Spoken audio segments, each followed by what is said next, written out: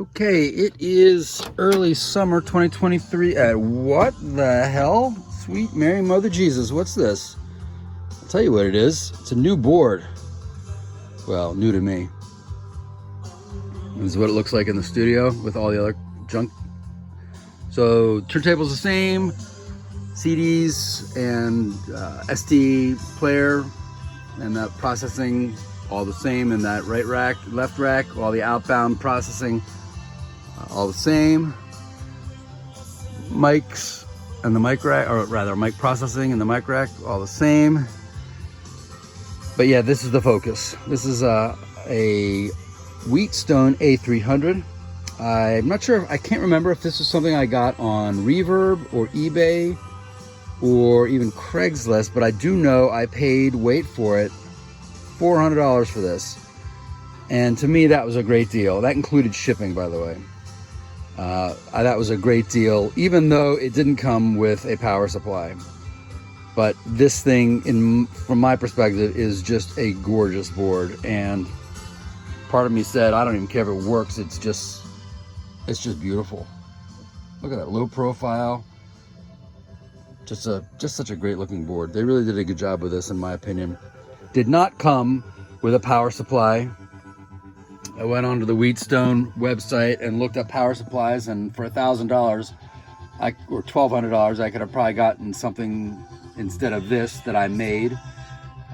This cost me probably about $200 in total, and all it is 3 variable power supplies that I could set to the correct voltages. 12 volts for the lamps and digital, and then 16 volts plus and minus for the main voltage. Stick that in a rack with a front and like a grate in front of it, so I can't accidentally hit the adjuster knobs and change the voltage. It's pretty steady, so this works. So I'm happy with this. But like I said, I could have gotten probably the correct one at Wheatstone, but they were charging $1,200 for it. So it didn't take a rocket scientist to figure out that I'm not going that route. I'll build my own. In addition, I've had this board for about 2.5 months, and it didn't come working, I'll be honest. And that's even without the power supply. It was noisy. Some of the lights obviously didn't work. The main VU lights definitely did not work. The timer didn't work. The clock did work.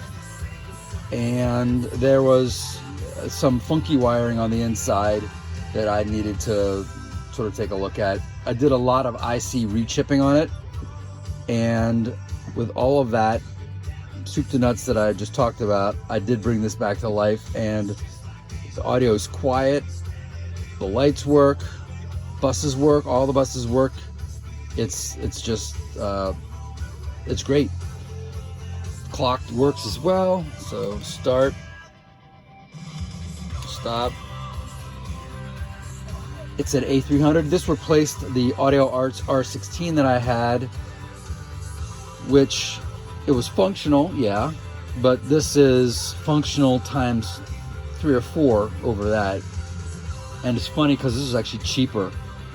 When even all in with the power supply I had to build and all the rechipping I had to do and the cleaning out of it I had to do, I did a lot of deoxiding on this as well.